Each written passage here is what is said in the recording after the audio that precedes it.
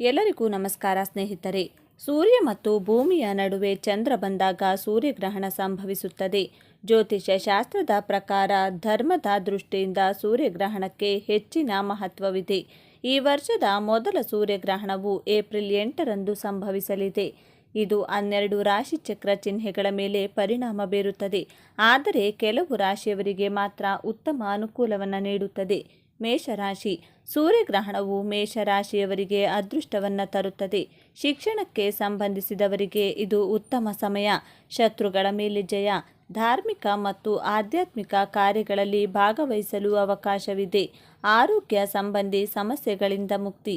ಸಮಾಜದಲ್ಲಿ ಗೌರವ ಮತ್ತು ಕೀರ್ತಿ ಹೆಚ್ಚಾಗುವ ಸಾಧ್ಯತೆ ಇದೆ. ಆರ್ಥಿಕವಾಗಿಯೂ ಸಬಲರಾಗುವರು. ಮಿಥುನ ರಾಶಿ. ಮಿಥುನ ರಾಶಿಯವರಿಗೆ ಈ ವರ್ಷ ಅಮಾವಾಸ್ಯೆಯಂದು ಸೂರ್ಯಗ್ರಹಣದಿಂದ ಲಾಭವಾಗಲಿದೆ. ಉದ್ಯೋಗಕ್ಕೆ ಸಂಬಂಧಿಸಿದಂತೆ ಒಳ್ಳೆಯ ಸುದ್ದಿ ಸಿಗಲಿದೆ. ಆದಾಯದ ಹೆಚ್ಚಳದಿಂದ ಹಣಕ್ಕೆ ಸಂಬಂಧಿಸಿದ ಸಮಸ್ಯೆಗಳು ನಿವಾರಣೆಯಾಗುತ್ತವೆ.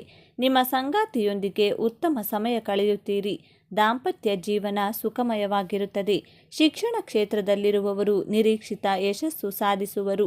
ಈ ಸಮಯದಲ್ಲಿ ವ್ಯಾಪಾರದಲ್ಲಿ ಹೂಡಿಕೆ ಮಾಡುವುದು ಲಾಭದಾಯಕವಾಗಿದೆ. ಆರೋಗ್ಯ ಚೆನ್ನಾಗಿರುತ್ತದೆ. ಸಿಂಹರಾಶಿ. ಸಿಂಹರಾಶಿಯೊಂದಿಗೆ ಸೂರ್ಯಗ್ರಹಣ ಬರುತ್ತದೆ. ಇದರ ಫಲಿತಾಂಶವಾಗಿ ಬಹಳ ದಿನಗಳಿಂದ ಸ್ಥಗಿತಗೊಂಡಿದ್ದ ಕೆಲಸ ಪೂರ್ಣಗೊಳ್ಳಲಿದೆ. ಕೆಲಸದ ಸ್ಥಳದಲ್ಲಿ ಗೌರವ. ಪ್ರಯಾಣದಿಂದ ಲಾಭ. ಆದಾಯ ಹೆಚ್ಚಲಿದೆ. ನಿಮ್ಮ ಕೆಲಸವನ್ನು ಪ್ರಶಂಸಿಸಲಾಗುತ್ತದೆ. ನೀವು ಎಲ್ಲ ಕಾರ್ಯಗಳಲ್ಲಿ ಯಶಸ್ವಿಯಾಗುತ್ತೀರಿ. ಉದ್ಯೋಗ ಮತ್ತು ವ್ಯಾಪಾರಕ್ಕೆ ಅನುಕೂಲಕರ ಸಮಯ. ಹೂಡಿಕೆ ಮಾಡಿದರೆ ಲಾಭ ಸಿಗುತ್ತದೆ. ಕನ್ಯಾ ರಾಶಿ. ಸೂರ್ಯಗ್ರಹಣದಿಂದ ಸಂಪತ್ತನ್ನು ಪಡೆಯುವ ಸಾಧ್ಯತೆಗಳಿವೆ. ಆರ್ಥಿಕ ಪರಿಸ್ಥಿತಿ ಬಲಗೊಳ್ಳಲಿದೆ. ವೃತ್ತಿ ಮತ್ತು ವ್ಯವಹಾರದಲ್ಲಿ ಪ್ರಗತಿಗೆ ಅವಕಾಶವಿದೆ. ನೀವು ಕಷ್ಟಪಟ್ಟು ಕೆಲಸ ಮಾಡಿದರೆ ಖಂಡಿತವಾಗಿಯೂ ಕೆಲಸದಲ್ಲಿ ಯಶಸ್ವಿಯಾಗುತ್ತೀರಿ. ಕುಟುಂಬ ಸದಸ್ಯರೊಂದಿಗೆ ಸಂತೋಷವಾಗಿ ಸಮಯ ಕಳೆಯುವಿರಿ. ಹೊಸ ವಾಹನ ಅಥವಾ ಮನೆ ಖರೀದಿ. ವೈವಾಹಿಕ ಜೀವನದಲ್ಲಿ ಸಂತೋಷವನ್ನು ಅನುಭವಿಸುತ್ತಾರೆ. ಶಿಕ್ಷಣ ಕ್ಷೇತ್ರದಲ್ಲಿರುವವರಿಗೆ ಶುಭ ಸುದ್ದಿ. ಧನಸ್ಸು ರಾಶಿ. ಸೂರ್ಯಗ್ರಹಣವು ಧನಸ್ಸು ರಾಶಿಯವರಿಗೆ ಉತ್ತಮ ಲಾಭ ನೀಡುತ್ತದೆ. ಆರ್ಥಿಕ ಪರಿಸ್ಥಿತಿ ಉತ್ತಮವಾಗಿರಲಿದೆ. ಹಣಕಾಸಿನ ಸಮಸ್ಯೆಗಳಿಂದ ಹೊರಬರುವಿರಿ. ಗೌರವ ಮತ್ತು ಪ್ರತಿಷ್ಠೆ ಹೆಚ್ಚಾಗಲಿದೆ. ಯಶಸ್ಸು ನಿಮ್ಮದಾಗುತ್ತದೆ. ಕೆಲಸದ ಸ್ಥಳದಲ್ಲಿ ಎಲ್ಲರೂ ನಿಮ್ಮನ್ನು ಹೊಗಳುತ್ತಾರೆ. ವ್ಯಾಪಾರದಲ್ಲಿ ಲಾಭ. ಸಂಗಾತಿಯೊಂದಿಗಿನ ಪ್ರಣಯ ಜೀವನ ಅದ್ಭುತವಾಗಿದೆ. 2024 ವರ್ಷದ ಮೊದಲ ಸೂರ್ಯಗ್ರಹಣ ಯಾವಾಗ ಸಂಭವಿಸಲಿದೆ? ಈ ವರ್ಷದ ಮೊದಲ ಸೂರ್ಯಗ್ರಹಣವು 8 ಏಪ್ರಿಲ್ 2024ರಂದು ಸಂಭವಿಸಲಿದೆ.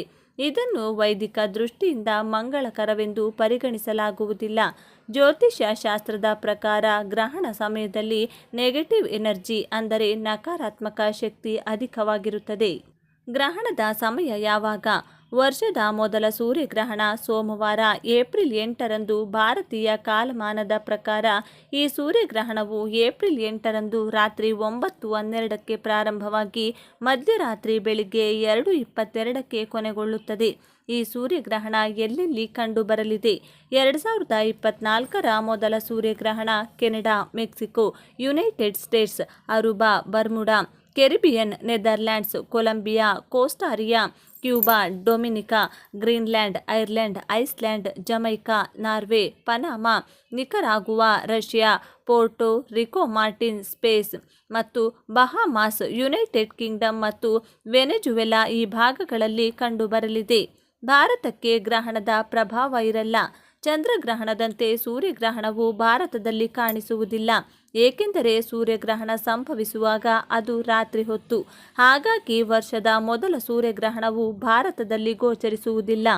ಗ್ರಹಣದ ಸೂತಕ ಅವಧಿಯು ಸೂರ್ಯಗ್ರಹಣಕ್ಕೆ 12 ಗಂಟೆಗಳ ಮೊದಲು ಪ್ರಾರಂಭವಾಗುತ್ತದೆ ಮತ್ತು ಗ್ರಹಣದ ನಂತರ ಮುಂದುವರಿಯುತ್ತದೆ. ಆದರೆ ಈ ಸೂರ್ಯಗ್ರಹಣವು ಭಾರತದಲ್ಲಿ ಗೋಚರಿಸುವುದಿಲ್ಲ. ಆದ್ದರಿಂದ ಅದರ ಸೂತಕ ಅವಧಿಯು ಇಲ್ಲಿ ಮಾನ್ಯವಾಗಿರುವುದಿಲ್ಲ. ಸೂರ್ಯಗ್ರಹಣವನ್ನು ವೀಕ್ಷಿಸುವ ವಿಧಾನ ಹೇಗೆ? ಭಾರತದಲ್ಲಿ ಈ ಬಾರಿ ಸೂರ್ಯಗ್ರಹಣ ಗೋಚರಿಸುತ್ತಿಲ್ಲ. ಆದರೆ ನೀವು ಸೂರ್ಯಗ್ರಹಣವನ್ನು ನೀವು ಆನ್ಲೈನ್ನಲ್ಲಿ ವೀಕ್ಷಿಸಬಹುದು. ಇನ್ನು ಇದು ಗೋಚರಿಸುವ ಕಡೆ ಟೆಲಿಸ್ಕೋಪ್ ಸಹಾಯದಿಂದ ಸೂರ್ಯಗ್ರಹಣ ವೀಕ್ಷಣೆ ಮಾಡಬಹುದು. ಕಪ್ಪು ಪಾಲಿಮರ್ ಅಲ್ಯೂಮಿನೈಸ್ಡ್ ಮೈಲಾರ್ ಶೇಡ್ ಸಂಖ್ಯೆ 14ರ ವೆಲ್ಡಿಂಗ್ ಗ್ಲಾಸ್ ಅಥವಾ ಎಕ್ಲಿಪ್ಸ್ ಗ್ಲಾಸ್ಗಳಂಥ ಕಣ್ಣಿನ ಫಿಲ್ಟರ್ಗಳನ್ನು ಕೂಡ ಬಳಸಬಹುದು. ಈ ಸೂರ್ಯಗ್ರಹಣವನ್ನು ಬರಿಗಣ್ಣಿನಿಂದ ನೋಡಬಾರದು, ಕಣ್ಣಿಗೆ ಹಾನಿಯುಂಟಾಗುವುದು. ಸೂರ್ಯಗ್ರಹಣದ ಸಮಯದಲ್ಲಿ ಈ ಕೆಲಸಗಳನ್ನು ನಿಷೇಧಿಸಲಾಗಿದೆ. ಗ್ರಹಣದ ಸಮಯದಲ್ಲಿ ಪ್ರಯಾಣವನ್ನು ನಿಷೇಧಿಸಲಾಗಿದೆ ಎಂದು ಪರಿಗಣಿಸಲಾಗುತ್ತದೆ. ಅಂತಹ ಪರಿಸ್ಥಿತಿ ಸೂರ್ಯಗ್ರಹಣದ ಸಮಯದಲ್ಲಿ ಯಾವುದೇ ರೀತಿಯ ಪ್ರಯಾಣವನ್ನು ಮಾಡುವುದನ್ನು ತಪ್ಪಿಸಿ. ಸೂರ್ಯಗ್ರಹಣದ ಸೂತಕ ಕಾಲದಲ್ಲಿ ಸಾಧ್ಯವಾದಷ್ಟು ಮನೆಯೊಳಗಿರಿ. ಅದರಲ್ಲೂ ಗರ್ಭಿಣಿಯರು ಗ್ರಹಣದ ಸಮಯದಲ್ಲಿ ಮನೆಯಿಂದ ಹೊರಗೆ ಹೋಗಬಾರದು. ಸೂರ್ಯಗ್ರಹಣವನ್ನು ಬರಿಗಣ್ಣಿನಿಂದ ನೋಡಬಾರದು.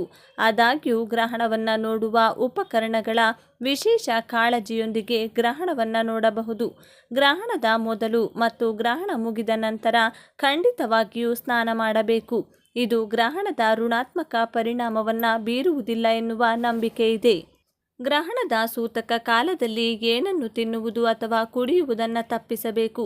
ಮನೆಯಲ್ಲಿ ಹಾಲು ಉಳಿದಿದ್ದರೆ ಕುಶ ಅಥವಾ ತುಳಸಿ ಎಲೆಗಳನ್ನು ಅದರಲ್ಲಿ ಹಾಕಿಡಬೇಕು. ಗ್ರಹಣ ಕಾಲದಲ್ಲಿ ದೇವರನ್ನು ಮುಟ್ಟಬಾರದು. ಅಂತಹ ಪರಿಸ್ಥಿತಿಯಲ್ಲಿ ಮನೆಯಲ್ಲಿ ಪೂಜಾ ಕೋಣೆ ಇದ್ದರೆ ಅದನ್ನು ಗ್ರಹಣದ ಮೊದಲು ಶುದ್ಧವಾದ ಬಟ್ಟೆಯಿಂದ ಮುಚ್ಚಬೇಕು. ದೇವಾಲಯಗಳಲ್ಲಿಯೂ ಆ ಸಮಯದಲ್ಲಿ ಬಾಗಿಲನ್ನು ಮುಚ್ಚಲಾಗುತ್ತದೆ. ಮನೆಯಲ್ಲಿ ತಯಾರಿಸಿದ ಆಹಾರವನ್ನು ಗ್ರಹಣಕ್ಕೆ ಮೊದಲು ಬಿಟ್ಟರೆ ಗ್ರಹಣದ ಕೊನೆಯಲ್ಲಿ ಅದನ್ನು ತಿನ್ನಬಾರದು. ಗ್ರಹಣ ಮುಗಿದ ನಂತರ ಹೊಸ ಆಹಾರವನ್ನು ಬೇಯಿಸಬೇಕು. ಗ್ರಹಣದ ಸಮಯದಲ್ಲಿ ಗರ್ಭಿಣಿಯರು ಏನು ಮಾಡಬಾರದು. ಸೂರ್ಯಗ್ರಹಣದ ದಿನದಂದು ಗ್ರಹಣ ಕಾಲದಲ್ಲಿ ಯಾವುದೇ ಸಂದರ್ಭದಲ್ಲೂ ಮನೆಯಿಂದ ಹೊರಗೆ ಹೋಗಬೇಡಿ. ಈ ಸಮಯದಲ್ಲಿ ಮನೆಯಲ್ಲಿಯೇ ಇರಿ ಮತ್ತು ಮನೆಯ ಕಿಟಕಿಗಳನ್ನು ಮುಚ್ಚಿಡಲು ಪ್ರಯತ್ನಿಸಿ. ಗ್ರಹಣದ ದಿನದಂದು ಯಾವುದೇ ರೀತಿಯಲ್ಲೂ ಗ್ರಹಣದ ಘಟನೆಯನ್ನು ವೀಕ್ಷಿಸಬೇಡಿ. ಗ್ರಹಣದ ಸಮಯದಲ್ಲಿ ಯಾವುದೇ ರೀತಿಯ ಆಹಾರವನ್ನು ಸೇವಿಸಬೇಡಿ. ಗ್ರಹಣ ಪ್ರಾರಂಭವಾಗುವ ಮೊದಲು ಆಹಾರವನ್ನು ಸೇವಿಸಲು ಪ್ರಯತ್ನಿಸಿ. ಸೂರ್ಯಗ್ರಹಣ ಕಾಲದಲ್ಲಿ ಏನು ಮಾಡಬಹುದು, ಮಾಡಬಾರದು. ಗ್ರಹಣದ ಸೂತಕ ಕಾಲ ಆರಂಭವಾದಾಗ ಆಹಾರ ಸೇವನೆ ಮಾಡದಿದ್ದರೆ ಒಳ್ಳೆಯದು. ಗ್ರಹಣ ಸಮಯದಲ್ಲಿ ವಿಶ್ರಾಂತಿ ಪಡೆಯಬಹುದು. ಹಾಗಂತ ನಿದ್ದೆ ಮಾಡುವುದು ಒಳ್ಳೆಯದಲ್ಲ. ಗ್ರಹಣ ಕಾಲದಲ್ಲಿ ಹೊರಗೆ ಓಡಾಡಬೇಡಿ. ಅದರಲ್ಲೂ ಗರ್ಭಿಣಿಯರು ಮನೆಯೊಳಗೆ ವಿಶ್ರಾಂತಿ ಪಡೆದರೆ ಉತ್ತಮ. ಗ್ರಹಣ ಕಾಲದಲ್ಲಿ ಅಡುಗೆ ಮಾಡುವುದು ಬೇಡ. ಗ್ರಹಣ ಸಂದರ್ಭದಲ್ಲಿ ದೇವರ ಪೂಜೆ ಮಾಡುವಂತಿಲ್ಲ. ದೇವರ ನಾಮಸ್ಮರಣೆ, ಶ್ಲೋಕ ಪಠಣ ಮಾಡಬಹುದು. ಸೂರ್ಯಗ್ರಹಣ ಮೋಕ್ಷ ನಂತರ ಏನು ಮಾಡಬೇಕು? ಗ್ರಹಣ ಮೋಕ್ಷವಾಗುತ್ತದೆ. ಅದಾದ ಬಳಿಕ ಸ್ನಾನ ಮಾಡಿ ದೇವರಿಗೆ ದೀಪ ಹಚ್ಚಬೇಕು. ಸಾಧ್ಯವಾದರೆ ವಿಷ್ಣು ಅಥವಾ ಶಿವನ ದರ್ಶನ ಮಾಡಬಹುದು. ದುರ್ಗಿ, ಕಾಳಿ ದರ್ಶನ ಮಾಡಿದರೆ ಒಳ್ಳೆಯದು. ದೇವಾಲಯಗಳಲ್ಲಿ ಅಕ್ಕಿ, ಉದ್ದಿನ ಬೇಳೆ ದಾನ ಮಾಡಬೇಕು. ಚಂಡಿಕಾ ಹೋಮ ಪಾರಾಯಣದಲ್ಲಿ ಭಾಗಿಯಾದರೆ ಉತ್ತಮ.